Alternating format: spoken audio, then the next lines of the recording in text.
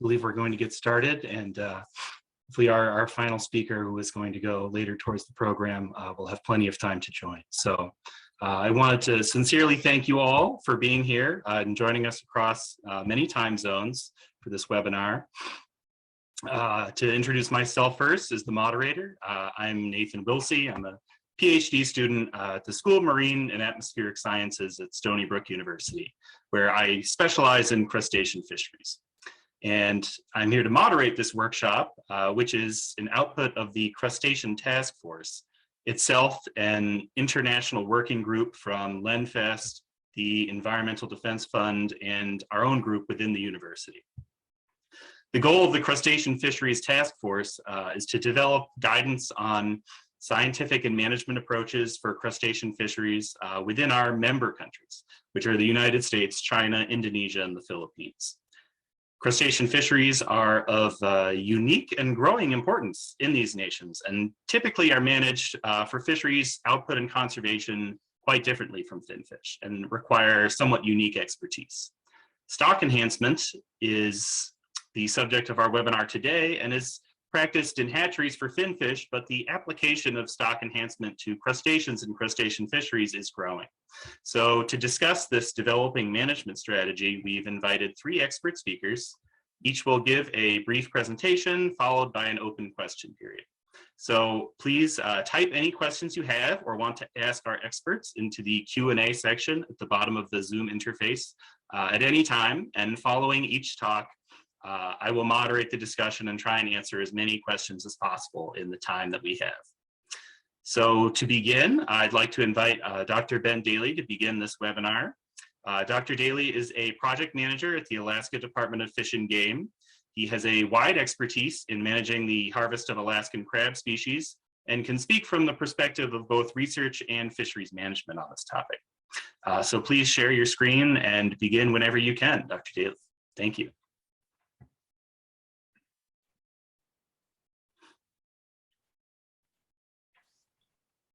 Hey, thanks, Nathan. Can you confirm that you can both hear me and see my title slide? Looks good and sounds good to me. Okay, great. Well, hello, everyone. I'd just first like to say that I'm honored to be here.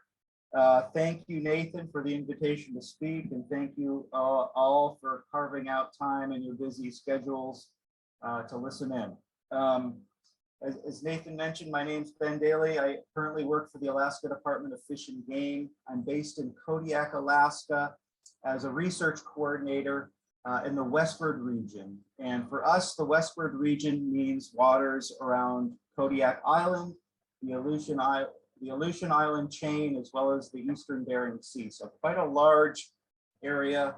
I'm involved in multiple groundfish and shellfish stocks from a research perspective, but I spend the majority of my time and energy devoted to Bering Sea and Aleutian Island crab stocks and fisheries. I've been doing crab research in Alaska since 2004. I've got some background in direct stock enhancement based research on king crab in Alaska. It's been a handful of years since I've done any active research in this area. All to say, I don't by any means consider myself an authority on stock enhancement in the US, nor will my presentation be kind of an all-encompassing, exhaustive overview of enhancement efforts in the US, but I will offer sort of some high elevation perspectives on some of the things we think are important in developing crustacean stock enhancement programs. And I'll touch a little bit about what we've learned in developing our king crab stock enhancement feasibility efforts here in Alaska. So really the first point I'd like to make here is that we, and when I say we, I mean a global we, humans, really have a growing need not only for enhancement, but stock enhancement, but for aquaculture in general. The expanding global population is putting increasing pressure on wild fish stocks, many of which are already overexploited. And so there's only so much that these wild populations can sustain moving forward. We've seen, if you look at this figure, this is showing fisheries global crustacean fisheries production from both an aquaculture source and capture fishery source. We could see starting at around 2000, the capture fishery production in terms of the crustacean fisheries really started leveling off. So sort of reached its maximum in terms of its ability to, in terms of production. And so aquaculture has, at that time, aquaculture has come in and expanded greatly in the last 2 decades or so. And we're going to need aquaculture to continue to expand to meet the increasing global demand for seafood production moving forward as the global population continues to expand. So really, this is an issue from the place of global food security in terms of our need for a continued expansion of aquaculture in general. Most of the crustacean aquaculture productions used for direct food consumption, but with that comes improved culture technology that allows for the expansion of fisheries enhancement through the release of cultured juveniles to augment wild populations. So marine crustaceans are really good candidates for enhancement activities. They're generally speaking, they're of high commercial value. Many populations are often recruitment limited, which I'll talk a little bit more about later, but recruitment limitation really has to be the basis for initiating stock enhancement efforts in order for them to have any chance of success. Generally, marine crustaceans are accessible to harvest. They're slow moving. They've got generally shallow distributions, again, making them accessible to harvest. They have high fecundity, which allows for large-scale hatchery production. They generally have low survival in the wild. For example, we believe that red king crab survival is about 1% from hatch to the first post-larval stage, whereas we can achieve in the hatchery up to 50% survival from hatching to the post-larval stage. So you can see a 50-fold increase just in that early life history stage allows for great increases in overall production relative to wild populations. And so this ability to bypass some sources of natural mortality via hatchery culture, again, makes crustaceans in general good candidates for enhancement activities. There's been some key advancements in the field of crustacean stock enhancement in general, but some challenges remain. There was a seminal work that was published in 1995 that describes what's kind of coined as the responsible approach to stock enhancement. And this kind of responsible approach really highlights key components in order to optimize success of emerging stock enhancement programs, as well as to help guide them. And so I'll talk a little bit about some example programs in the US that really tried to model themselves after this responsible approach. So this is really a key development kind of in our advancement of stock enhancement programs. And I mentioned improved culture technology before. This has improved over the last several decades. We're able to culture a broader range of species, both warm water species and cold water species, each with its own set of challenges. But there have been advances in culturing technology on a large scale in recent decades. There's been an improved understanding of the overall ecological competence of hatchery cultured animals, and related to that, the importance of ecological competence for the post-release survival of cultured individuals. There's been some research studies on better understanding morphological and phenotypic plasticity, as well as the potential role of epigenetic advancements, which could be applied to conditioning programs to better prepare cultured juveniles for survival after release into the wild. That said, these are some really important advancements that I noted, but there are challenges that remain. Probably the single most challenging component to stock enhancement efforts are the ability to evaluate success and impacts both on wild stocks and commercial fishery landings. That's an ongoing challenge, particularly with crustaceans, given the fact that they molt, and shedding that exoskeleton makes physical tagging challenging. There are some advancements that have been made with respect to microwire tagging, but again, that's kind of limits the size of the animal that can be tracked or kind of retain physical tag. There's also been some advancements in the ability to use genetics in order to tag individuals of hatchery origin. But that remains a challenge in terms of being able to implement that sort of a program on a large enhancement scale. Addressing genetic consequences on wild stocks, specifically things like maintaining genetic variability of a population after large-scale releases are done is a remaining challenge. I noted recruitment limitation as the basis for stock enhancement efforts. That's kind of easy to rattle off the cuff, but it's much more challenging from a research perspective to be able to demonstrate whether or not a population is indeed recruitment limited. And the last I'll note here is integrated management. That's an important component in stock enhancement that shouldn't be overlooked, but it is a challenge in order to kind of develop a management framework that accounts for large-scale releases in a way that's impactful both for the stock, the wild stock, as well as the commercial landings. One thing that's not in here that I will talk into, improved culture technology. Large-scale hatchery culture is still an ongoing challenge despite these advancements. Crustaceans in general, especially in the juvenile stages, are highly cannibalistic, which has big challenges when we're talking about commercial or large-scale production of juvenile animals in light of the cannibalism challenge there. I'll talk about a little bit more about the cannibalism challenge when I get to red king crab, but just to sprinkle in a few examples of some stock enhancement efforts in the US. Probably the single biggest example of a large-scale enhancement effort is that of the American lobster in the northeast coast of the United States.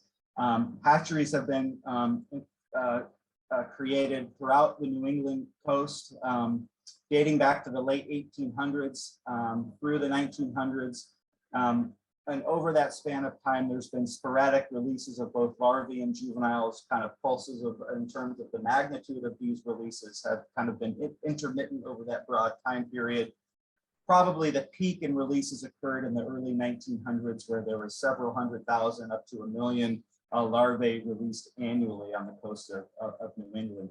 Despite all these efforts, however, there's the biggest challenge here is that there's been no direct evidence to show that the enhancement efforts have indeed impacted the fishery landings. And so that I illustrated that before as a challenge, and that remains a challenge, and it's true with American lobster in the northeast part of the US.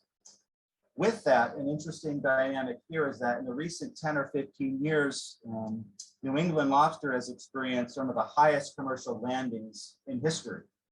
But with that, there's been kind of a growing sense of uncertainty in these recent high commercial landings as to whether or not those high levels are sustainable in the long term. And so that kind of uncertainty has kind of renewed interest in exploring stock enhancement for American lobster in the Northeast.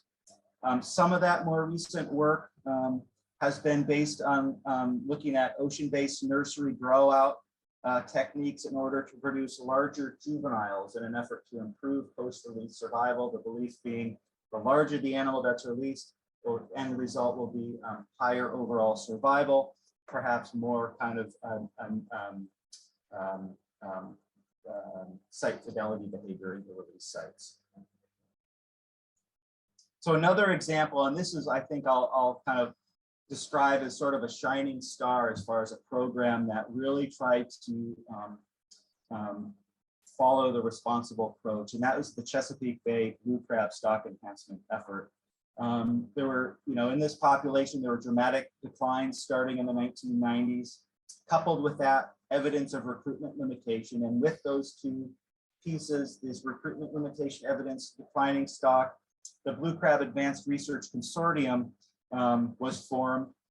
This was a multidisciplinary, multi-agency body consisting of aquaculture and hatchery experts, crustacean endocrinologists and pathologists, geneticists, and benthic and fishery ecologists. So a broad group of people with multiple areas of expertise.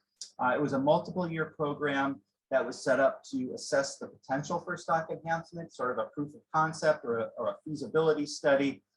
A lot of different studies, both laboratory, hatchery, and field projects were done within this program. Notably, the release of hatchery cultured and tagged into juveniles during the early to mid 2000s. And those field studies were mainly targeted to evaluate kind of overall survival, growth, mating success, migration, foraging, predator defenses of these hatchery cultured individuals. The results from kind of this body of work was encouraging for stock enhancement potential. Cultured crab, once released, were able to survive in reasonably good numbers. We're able to grow as wild crab. We're able to forage. We're able to mate and display ontogenetic migration behaviors that are needed in order to kind of bolster the population. So overall results were encouraging from that program. But again, it was more of a feasibility or proof of concept study. The strength there being that it was really trying to embody the spirit of the responsible approach that I noted before. So I'll kind of transition into Alaska king crab, and this is more my direct area of experience. So both red and blue king crab, both species have been of interest for stock enhancement research in Alaska. Most of the success, most of the experimental work has been done with red king crab. The map on the right shows the range of red king crab. It's got a pretty big range within coastal Alaska, going from Norton Sound in the north all throughout the eastern Bering Sea, kind of pockets of populations in the Aleutian Island chain, and then along the coastal Gulf of Alaska down to southeast Alaska. Probably the two most notable and economically important fisheries and or stocks are those found around Kodiak and the red circle on the map in the red circle, and Bristol Bay shown in the black circle. This figure here is showing retained catch in millions of pounds of both of those two fisheries. The Kodiak fishery had the highest landings in the 60s and 70s. The population, however, crashed in the early 80s, and the fishery's been closed since 1983. And the population since then has really not rebounded in any meaningful way. Bristol Bay red king crab has had it's probably the longest existing king crab fishery in Alaska. It's probably got the most commercial importance overall of all the crab fisheries in Alaska. However, it's been experiencing a steady population decline since the mid 2000s.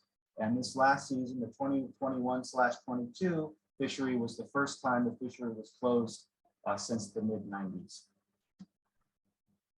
So again, Alaska red king crab, it's among the most iconic Alaskan fisheries.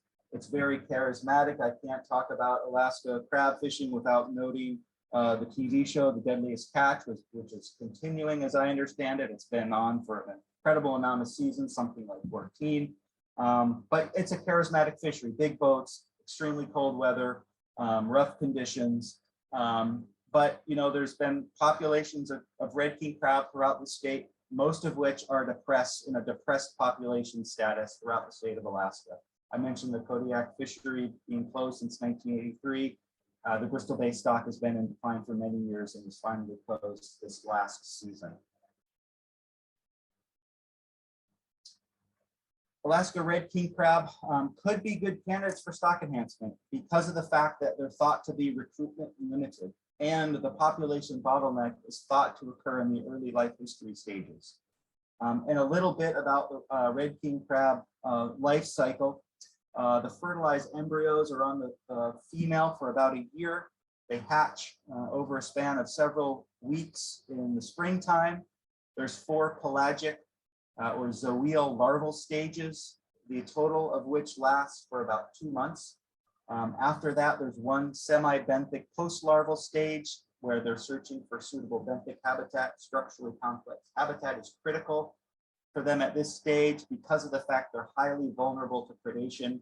So they're seeking bottom substrate that's cobble, shell, structural invertebrates such as hydroids.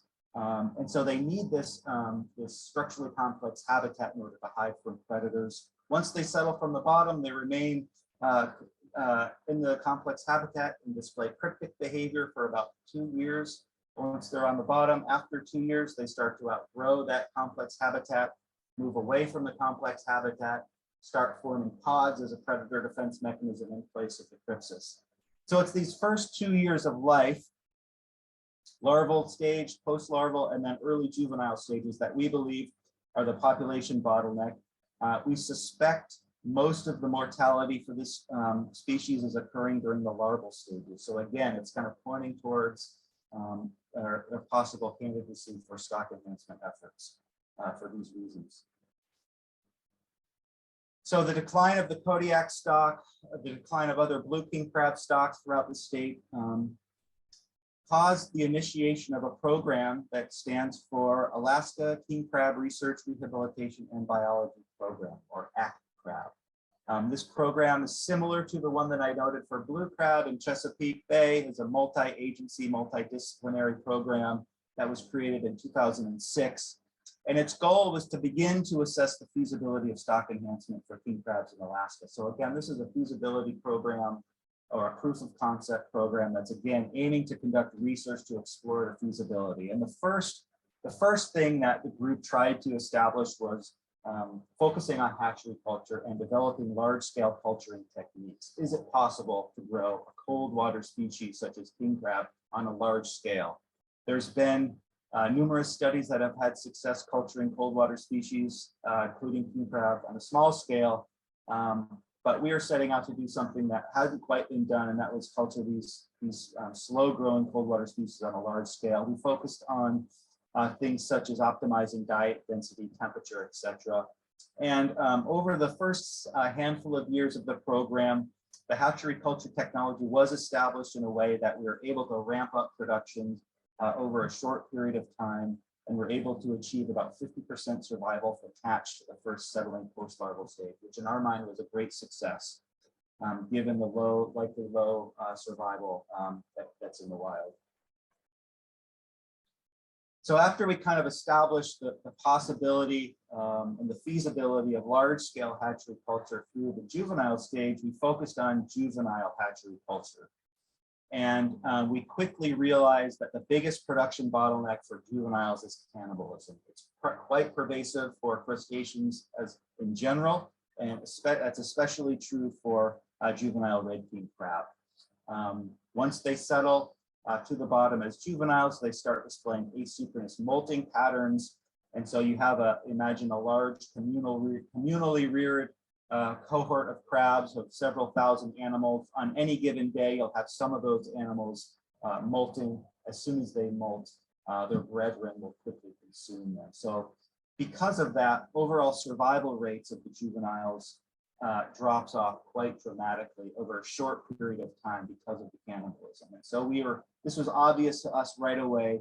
And so the research that we were focusing on in juvenile culture was aimed at minimizing the cannibalism as much as we could. We explored things like adding substrate and artificial structures to the rearing containers in order to minimize conspecific interactions, minimize the predation rate, conspecific predation rate.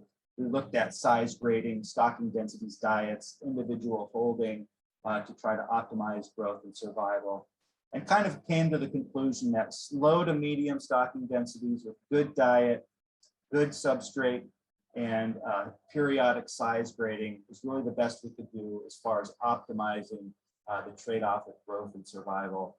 Individual holding was evaluated, but we felt that it's not really a feasible option on a large scale, given the space constraints. It's labor intensive.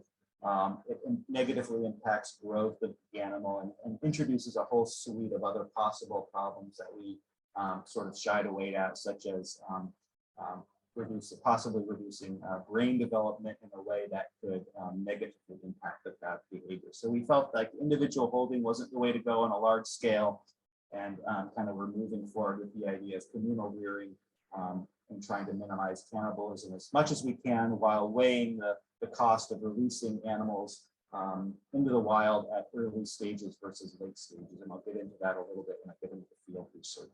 But so after we kind of looked at cannibalism, the next thing we're interested in is thinking about optimizing post-release survival. And in that, we are trying to think about it in the context of ecological competence. What are the likely sources of mortality after release? And we felt like predation is probably the single biggest source of mortality after release. And so we were looking at research in ways that could seek to optimize the ecological competence. One of the things in terms of the morphology of the hatchery cultured crabs was that we quickly realized there's color variation in the cultured crabs. The picture on the top right, those are two hatchery cultured red king crab juveniles. You can see the one on the right is much paler compared to the one on the left. Generally speaking, the hatchery culture crabs tend to be a bit paler. And we explored improving the coloration by including dietary supplements, specifically astaxanthin, and quickly realized that including small hatchery interventions such as including astaxanthin in the diet improves the coloration such that they're more comparable to wild red king crabs or have that vibrant, bright red color. We also looked at conditioning potential using laboratory and mesocosm studies by conditioning the crabs with exposure to predators. Specifically, we looked at Pacific halibut, Pacific cod as predators, conditioned the crabs for a short period of time, 48 hours, did a predation study, looked at survival rates, and quickly realized that crabs that were conditioned even over a short period of time had improved survival in lab studies. And even within a short 60-hour predation trial, we were seeing differences in the crab's ability to hide and display cryptic behavior when they were not only from when they were conditioned for 48 hours prior to the experiment, actually during the short duration of the short experiment, we saw improvements in the crab's ability to hide from predators, both of crabs that were previously conditioned and naive to predators.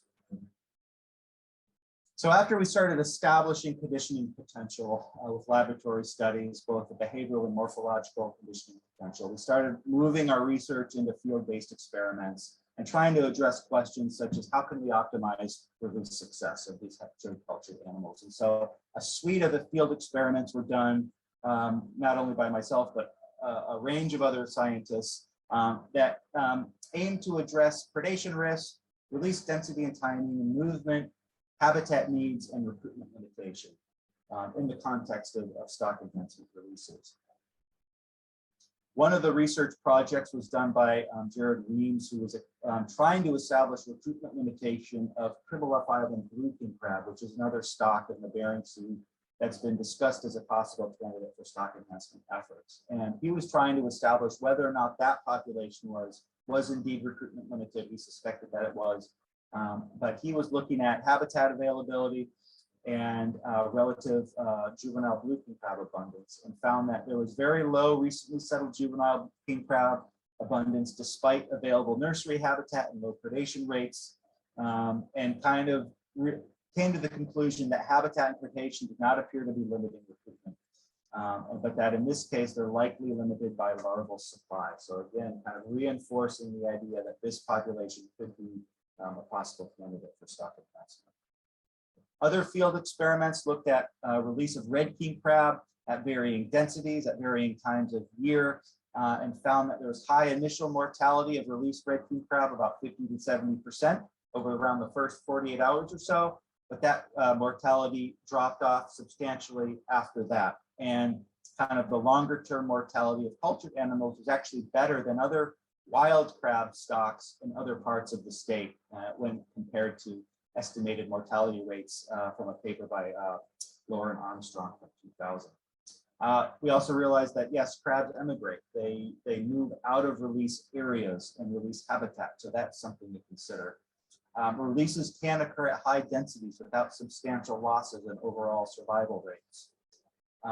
We see better survival later in the season, likely due to releases of larger crab size and improved cryptic behavior, reduces their susceptibility to fish predation.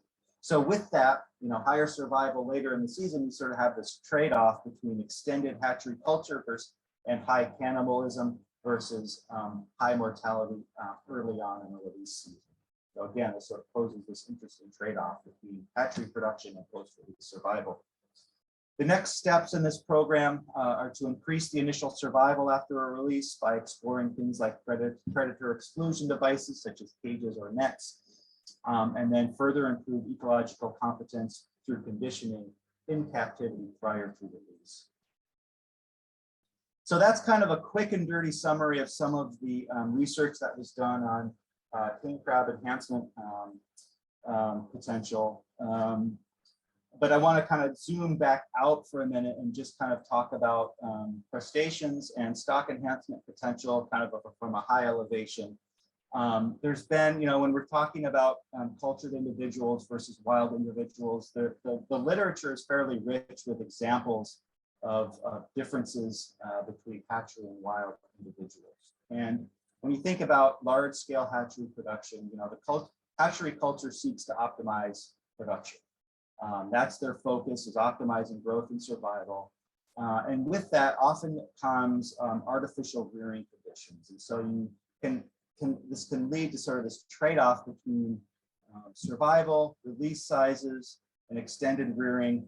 And so the question is, how does this unnatural rearing environment impact survival in the wild after release, especially if you extend this rearing environment into the kind of past the initial settlement stage into some of the juvenile stages. That extended rearing kind of gives the potential for possible exacerbation of hatchery wild differences. And so this could negatively impact this rearing in these unnatural environments could have the potential to impact behavior and morphology in a way that could impede an animal's ability to survive in the wild. Here's just some drawings that are adapted from photographs comparing wild and cultured lobsters and American lobsters and blue crab. And it's been shown that wild lobsters have one small scissor claw, one large pressure claw, whereas cultured lobsters have a lack of a large pressure claw, so it's two small claws. And this is generally believed to be a culturing artifact, where lobsters that lack natural substrate lack the muscle differentiation and just don't develop the larger pressure claw in the way that a wild lobster would. Similarly, with blue crab, cultured crabs tend to have shorter lateral spines. These lateral spines are used as a predator deterrent. It limits the gape size of predatory fish. And so a larger spine provides better protection for fish predators than a shorter spine side. And this is also believed, shorter spines are believed to be a culturing artifact. It was shown in the case of blue crab that when you expose cultured blue crab to fish predators, those spines tend to elongate. So further demonstrating this level of plasticity to certain environmental cues. So which brings me to the kind of the broad point about crustacean phenotypic plasticity. And I mentioned there is a fair amount in the literature showing hatchery wild differences.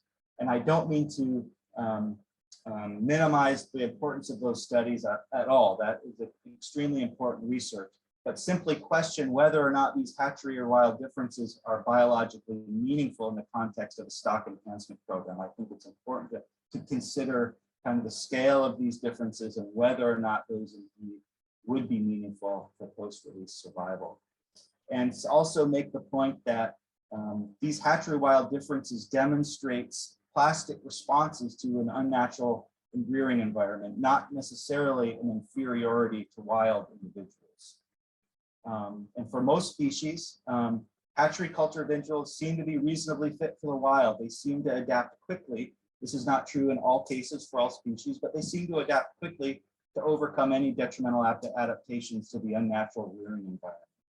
And so just want to highlight the need for research to determine the conditioning needs for our target species. This really needs to be looked at closely on a case-by-case basis, species-specific basis, to kind of evaluate the culture, again, the conditioning needs of a given species. And furthermore, just kind of make the point that the existence of plasticity implies conditioning potential, whether that's in captivity, through environmental enrichment, such as natural substrates, diet, or predator cues. We've seen in the wide body of literature that certain environmental cues can improve some of these traits that would lead to improved survival after release. There's also in situ conditioning, such as ocean-based nursery grow-out, that can provide some of these environmental cues and overcome some of these adaptations to the unnatural unnatural conditions that are often exhibited in a culturing environment. So almost done here. Thanks for hanging in. The last few slides, I just want to highlight the need for integrated management. You know, a lot of focus is on focused attention is on the development of supporting large-scale production technology, but I just want to make the point here that we also must focus on developing supporting management so that we can optimize the survival of released individuals. For example, juvenile nursery habitat must be conserved for released individuals to survive and ultimately contribute to wild stocks. We have to ensure all that we can in terms of protecting released cultured individuals. Stakeholder involvement is also needed along the way to help guide the management program and framework of enhancement efforts. There's also the question about how to integrate enhancement activities in population status estimation through various stock assessments. That's an important point or an important thing to consider. How are we going to gauge released individuals in the context of how we view the status of a stock? So overall, in terms of crustacean stock enhancement potential, just a few high-level elevation points here just to wrap things up. Really, the emerging programs really should be guided by the science. We need to stick to the science, research-based. We need to stay focused on research in order to better understand the basic biology and ecology and life cycle of the target species. All that's needed in order to optimize our chances for success in these enhancement efforts. Recruitment limitation must be the basis for enhancement. For populations, limited by predation, a lack of suitable habitat, overfishing, disease, etc., stock enhancement efforts likely won't work. We really need to establish that the population is below carrying capacity to remove recruitment limitation type of a situation. We really need to focus on making sure that we are modeling programs after the responsible approach. A lot of themes in the responsible approach touch on some of the things I'm talking about here in terms of integrating management, understanding the basic biology of the target organism, but we need to make sure that we're using that model in developing stock enhancement programs. We need to make sure that we've got an ability to evaluate the success of enhancement efforts, either through physical or genetic tagging programs. There's also genetic considerations, and this is true of crustacean enhancement efforts in Alaska especially. We need to think about doing things such as using local brood stock, using crab that are mated in the crab or other species that are already mated in the wild, and so that we're avoiding selective breeding situations. We need to define a minimum number of parents in order to optimize genetic variability in the population and not reuse brood stocks to avoid genetic bottleneck effects. We need to think about integrating management strategies such that we can protect the released cultured individuals once they're in the wild, and then continue to look at the economic feasibility of large-scale productions to kind of evaluate that economic trade-off of culturing versus commercial lands.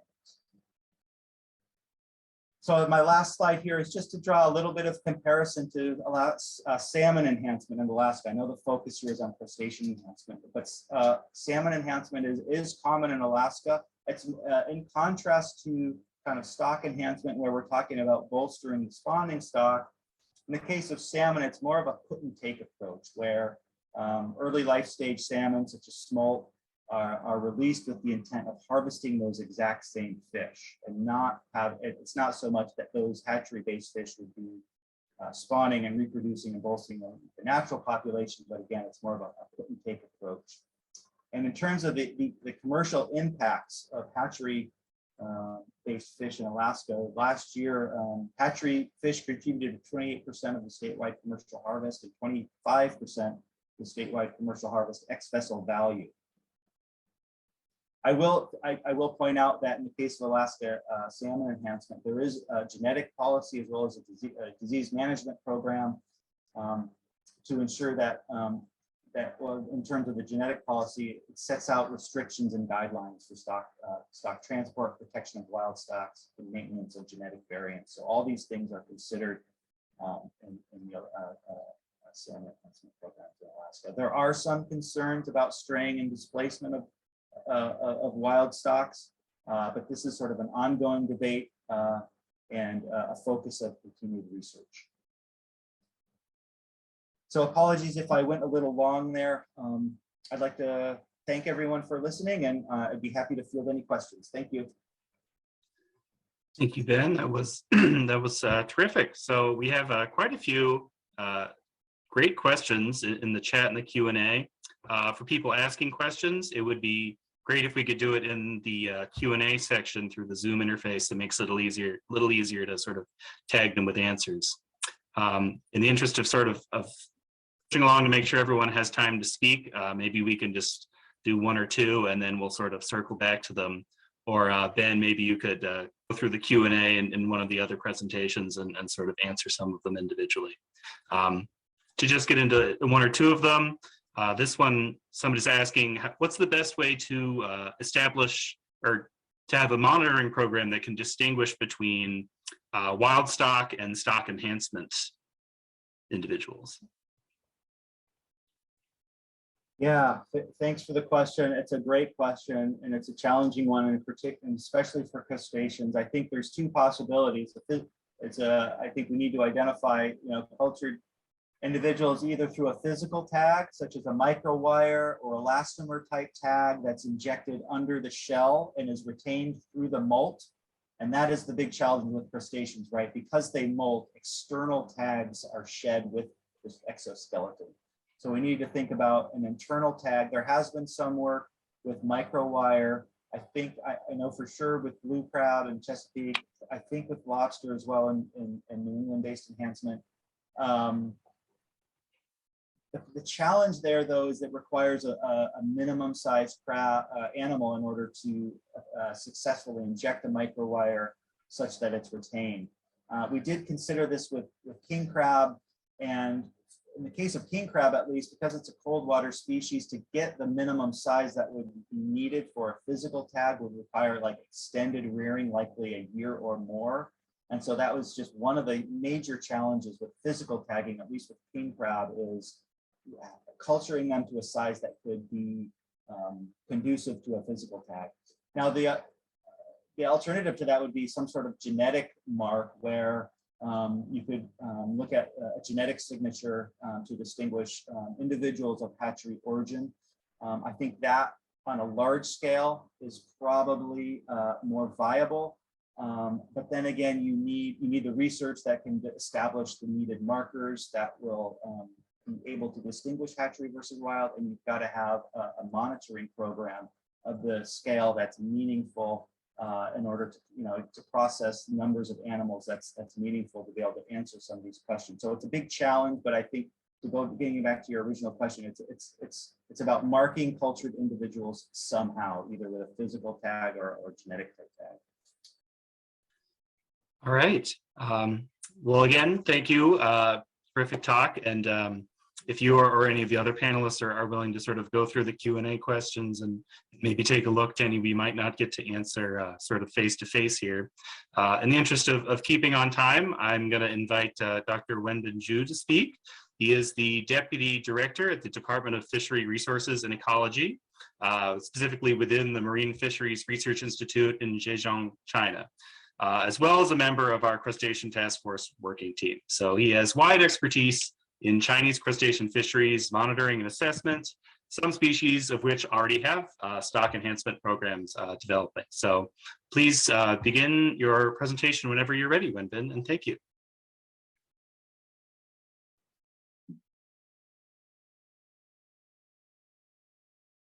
Hi, everyone. Hi, Nathan. Can you see my presentation? Yes, it's not in a full screen mode, but I can see it. I see. I see. Is that okay? There we go. That looks great. Thank you. Okay. Good morning and good evening. I'm Zhu Wenbin from Zhejiang, China. And my institute is based on the largest fishing port in China. It's called Zhoushan Shenjiamen. It is a pleasure for me to share our work of Gazami crab with you. I think my my presentation is a little bit off the topic. China's fisheries are famous for having a large number of fishing vessels and the complexity of fishing gear. At the same time, most of the Chinese fishery are mixed species fishery. Crustaceans are often important target species or bycatch species with high economic value. China marine capture production in its domestic water has declined from 30 million tons at the beginning of the 21st century to 10 million tons now. The proportion of crustaceans has remained relatively stable, which was nearly 20% of all catch. Zhejiang accounts for more than 20% of country's marine fishing production and 38% of crustacean in China. Crustacean production in Zhejiang province in 2019 was 730,000 tons. Of the Gazami crab were 160,000 tons, accounting for 23% of crustacean production. Other crustacean species are mainly shrimp, mantis shrimp, and other crab species. In short, the national production of Gazami crab in 2019 was 450,000 tons, with the East China Sea area accounting for about half, and the Zhejiang province for 35%. The second part is about the resources and the management of Gazami crab. Gazami crab is a coastal and estuarine species. Its main breed season is from March to July, and its spawning grounds are the coastal and estuary water from northern Fujian province to southern Jiangsu province. Gazami crab is target species in gillnet and pot fishery, as well as a bycatch species in shrimp-bean trawl and button trawls. Their CPUE shows a significant interannual variation. The key management measure for Gazami crab include, firstly, button trawling forbidden zone along China's coast, which protected Gazami crab spawning habitat from button trawling. Secondly, the summer fishing moratorium from May to July, as well as the spawning stock protection season of Gazami crab from April to September. We also have fishing gear restriction, and the minimal mesh size of the gill net is 110 millimeter. There is also restriction on the maximum number of crab pots each vessel could carry. In Zhejiang, the size limit of Gazami crab is 125 grams and 60 millimeter length. In recent year, Zhejiang released 287 million of juvenile crab per year. At the same time, Zhejiang's fishing ground governance reform has been expanded from cracking down illegal fishing to comprehensive marine fishery management reform, sea area and coastal zone remediation and restoration, and fishing bans in 8 rivers. The Yangtze River is being strictly protected, and the management of the Yangtze River, estuary, and adjacent water has been strengthened. In the area of fishery resources and management and ecological restoration, the national government has also strengthened cooperation with scientific research institute, university, industry, and non-government organization. The Ministry of Agriculture and Rural Affairs has established the professional committees, such as the Expert Committee on Fishing Gear, on marine fishery stock assessment, expert advisory committee on marine launching construction and on fishing vessel and fishing port management, so that the basis for science-based management can be strengthened. The third part is a monitoring and research program on Gazami crab made by my team of the Zhejiang Marine Fishery Research Institute. Our conventional approach for crab resources monitoring are by collecting paper fishing logbooks and sampling from fishing vessel or port. Since 2014, we have developed electronic fishing logbooks and implemented it in some monitoring vessels to obtain real-time data to fishing time, space, fishing effort, and catch production. Meanwhile, we have been used stratified random systematic sampling, which is a more common method of FAO. We carry out marine fishing sampling at rate of 1.5% of total number of marine fishing vessels in Zhejiang province since 2017. At the same time, we also carry out independent survey on a phase of or continuous basis. For example, from 2008 to 2009, with the fund of the National Science and Technology Support Program, we organized a survey of fishery resources and ecological environment in the Southern Yellow Sea and the continental shelf of East China Sea for 4 seasons, that is spring, summer, autumn, and winter. And from 2013 to 2022, we carry out survey on fishery resources and ecological environment in the coastal water of Zhejiang. We also carry out investigation and evaluation of the effect of releasing of juvenile crabs and the marine launching construction annually. And also, you may already know the survey for Zhejiang Gazami crab in TAC pilot water since 2017. This monitoring and survey results are published in format of Zhejiang Fishery Resources Annual Monitoring Report, as well as special report. Our team also studied crustacean or crab community structure, crab stock assessment, electronic monitoring, Gazami crab TAC management, and the temporary fattening aquaculture.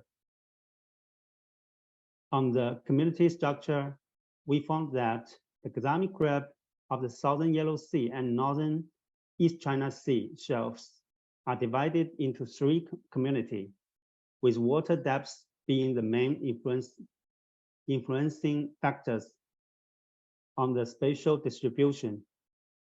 Gazami crab is the characteristic species of the nearshore community. Gazami crab is not among the dominant species on the central shelf of East China Sea. And Gazami crab is a dominant species in the coastal water of Zhejiang. And water depths and the salinity are the main environmental factor on its distribution in this area. In the research water around island and reef, Gazami crab is 5th dominant species. For the stock assessment, we tested a grading method to analyze the spatial variability of the Gazami crab. The results show that its distribution pattern derived from this method is consistent with the ecological migration characteristics and is influenced by changes in the marine environment. The study method can be applied to geostatistical analysis of other crab or crustacean species. We studied the growth mortality parameter, population dynamics, and MSY on Gazami crab. The results show that female Gazami crab in East China Sea grows faster and can reach larger body lengths. The exploitation rate is high, close to maximum efficiency and higher than optimum rate. From the biological reference point, it is overfished. In order to restore crab resources, Zhejiang carry out annual crab artificial release to increasing the recruitment of the stock and rebuild the population.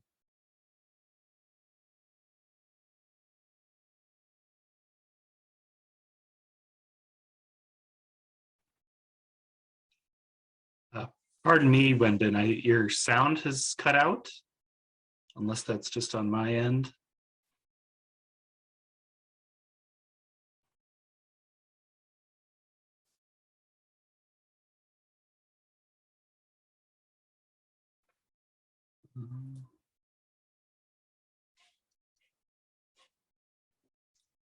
Yeah, we can't hear you right now, Wenbin. I'm not sure something's happened with your microphone.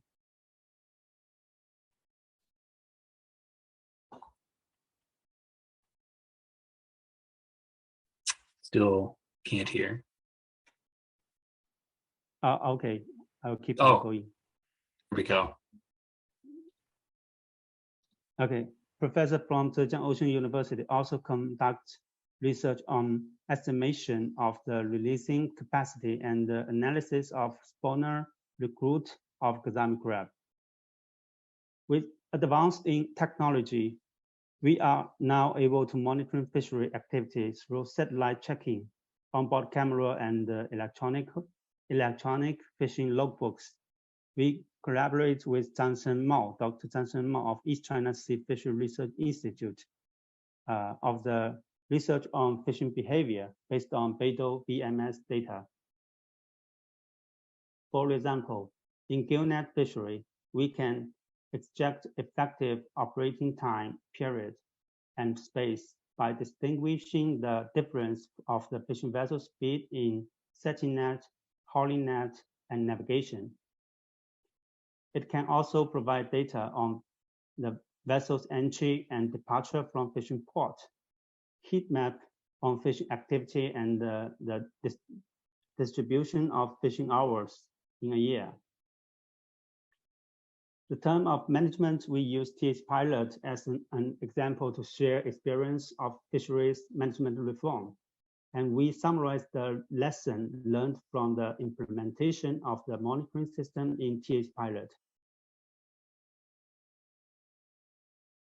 For example, we recommend in 2018 that for achieving success in China's fishery management reform, China needs to establish regional TAC council, promote industry participation, provide more training and education opportunity to all stakeholders, strengthen law enforcement with advanced technology of monitoring, control, and surveillance, and promote policy facilitation and ensure long-term resources investment or support. I just introduced the research progress in monitoring, assessment, and the management of Gazami crab. The director of our institute, Professor Xu Wenjun's team, also conducted research on temporary fattening aquaculture of Gazami crab. Here are some published papers. As you know, in summer, when production is high, Gazami crab are usually very cheap. We call it cabbage price. But during the Chinese New Year, price for crab can reach over $40 per kilo. The price varies greatly from season to season, depending on supply and demand, fatness, and gonadal development. This can often affect the exploitation of wild resources. Finally, there are many research topics for us to explore in the future. First, how do climate change and ocean acidification affect crustaceans? What are the effects of fishing and releasing activity? management measure on Gazami crab resources, how fishing activity by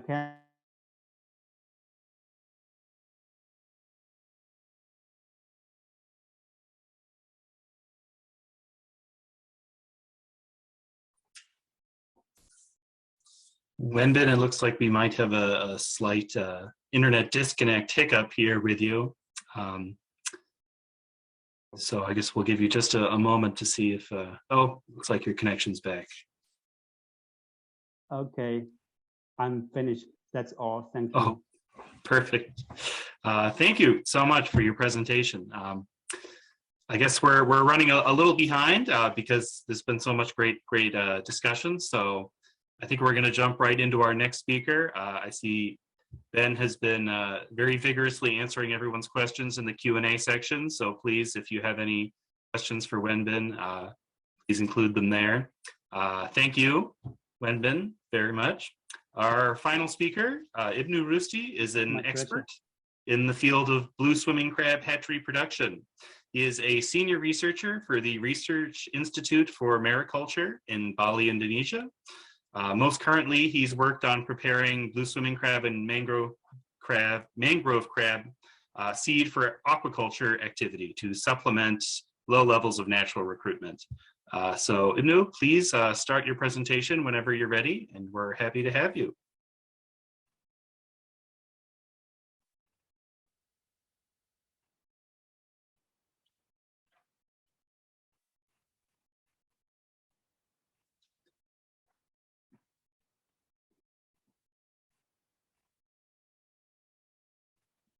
Would you prefer if I shared the screen, the materials that you provided earlier? Yeah. Okay, can you help me to prepare also? But I see. Certainly. Just a moment, I can bring that up. Iya, sama belum.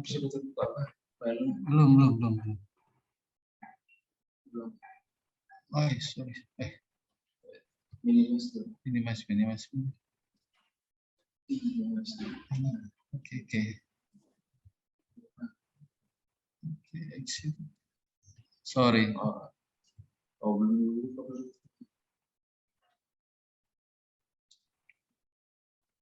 Gimana ini? Ya. Gimana speaker ya? Ya. PowerPoint. Belum baru. Ya.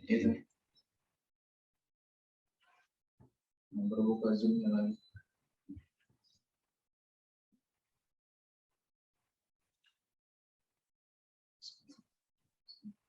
Ini. Would you prefer I share the slides, or looks like you've got it. Okay.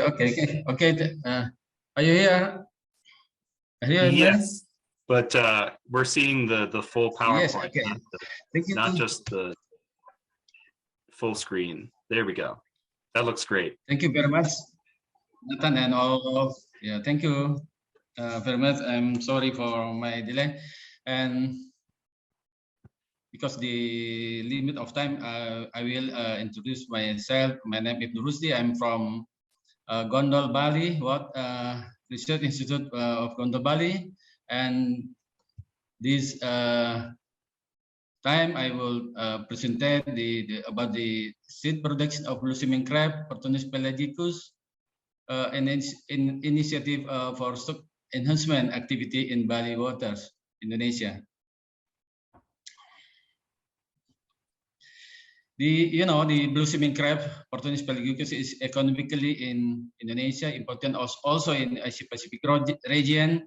Also, the production release is still catch in the nature. Exploitation in nature is increasing intensive, and the population tends to decrease.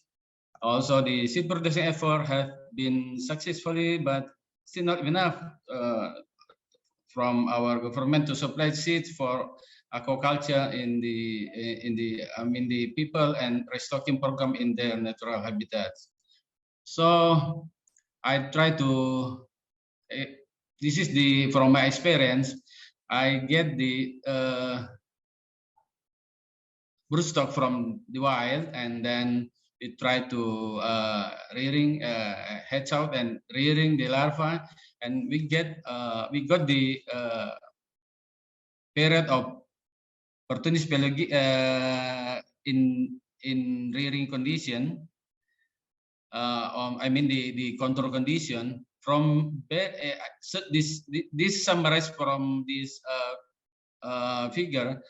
We can find the buried female broodstock will hatch out in 10 or 11 days after spawning, and we can get the from hatch out from larva, from soya first can reach juvenile size, the crablet 3 until 5 at 19 until 23 days after hatching. And also if we accumulate the days that require to become a broodstock size again from the broodstock from the larva could be achieved in the range of around 3.5 until 4 months. So I want to inform you that for blue swimming crab, the Pertonus pelagius species, we need only 4 months to make a broodstock again. And from my experience, we can get the second generation, and then they can also grow and mating and also spawn them. But we didn't release this the seed because the genetically not yet evaluated. So for gonad maturation, we use the concrete tank and also fiberglass tank. We add with the white sand substrate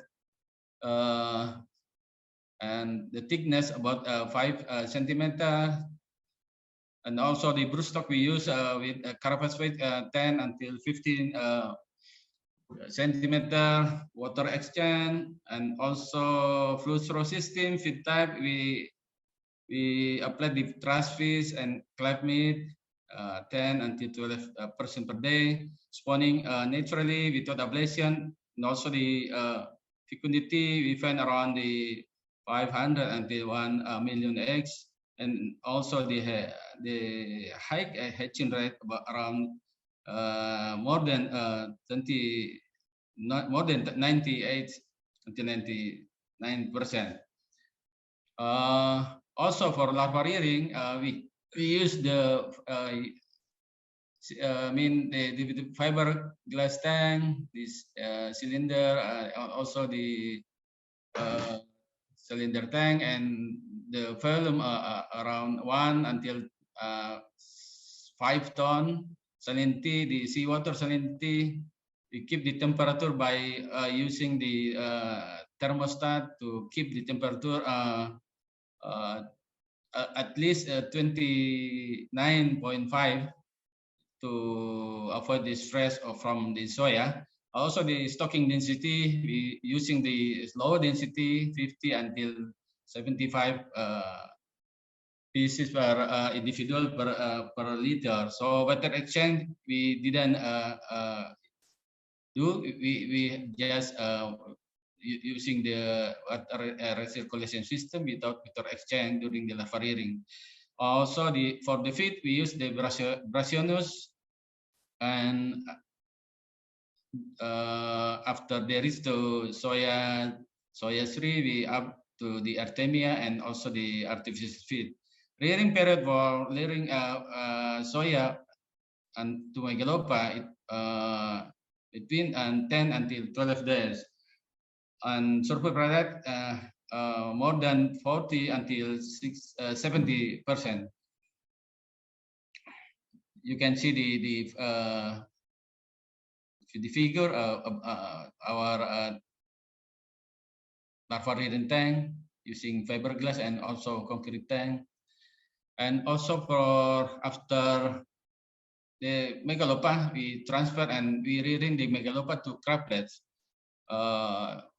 The tank, we use the concrete tank or fiberglass tank with a flat bottom because the megalopa to crablet, they already stay or they already settled at the bottom. So to avoid the cannibalism or to reduce, we use the shelter. We apply the net, and also we add with seaweeds, gracilaria as a shelter for them, and stocking density 250 until 500 per meter. For feed, we use also artemia, artificial feed, and flag artemia. Rearing period for megalopa until crablets during 7 until 10 days with the superval more than 50%. This is the nursery of blue swimming crab. We use with the apply the live amphipods to to the juveniles, so that the harvest amphipods, and we use also the rectangular tank like in the figure. Also the temperature, normal temperature. This is the 27 until 30. Stocking density about 500 pieces per tank. Yeah, and we feed the amphipod and culture period around 21 days, and superfed can reach 55 until 60%.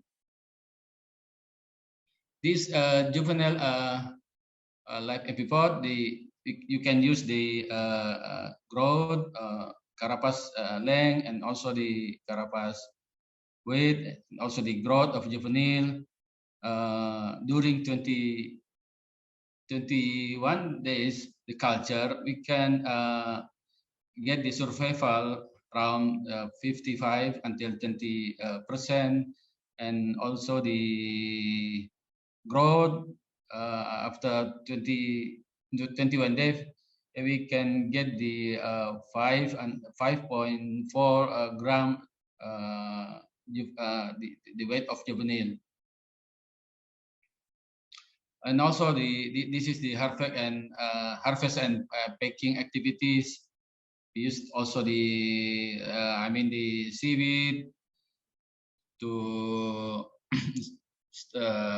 make them stay calm, and also this is the preparing for packing, and that one for the big size, we tied with the the rubber tied. And this is the transportation of Pelagicus we use to Nusa Lembongan from our institute by car, and also across the strait to the Lembongan by boat. And this is the restocking activity during 2021, and in 2 villages. Firstly, in Jungut Batu village around Nusa Lembongan, and secondly at this Sumber Kima village around Buleleng, Bali. This is the our activity, but we not monitoring yet because we don't have main tax about the for sea ranging, because this is the regular the regular from our government. So we just release and then just ask to the farmer or to the fisherman. But from our control, we can find the swimming crab, blue swimming crab. They can molting and doing molting, and also they can live normal. Because the in Nusa Penida, you know, they have the condition of the waters with the substrate with sandy, and also there are mangrove around there. So I think also the mangrove crab, this is the habitat. This is the habitat for mangrove. I mean, the not mangrove, blue swimming crab distribute around there. I think thank you for my presentation. I think that's all. Thank you for listening, and time to moderator now. Thank you, Nathan. Thank you, Ibnu. That was great. I'm sure Dr. Daly and his cold crabs are very envious of your very rapid hatching to broodstock time frame. The risk of keeping everyone on just a little longer, there's a few questions, hopefully that some of us can answer. There's one particularly addressed to Wenbin here. Someone's asking for more explanation about your statement about a fishing moratorium. They're asking a little bit about if there were any problems with the implementation and how you were able to resolve any problems that came up.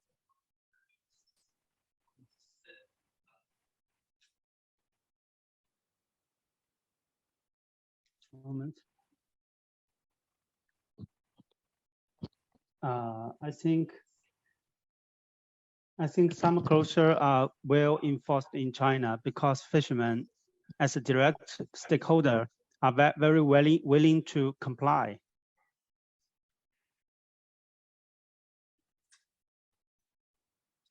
Okay, Is that okay? Sure. There's another quick question on Wenbin, on your work to enhance the Gazami crab. What was happening to the stock, or the state of the stock, before you began the enhancement projects?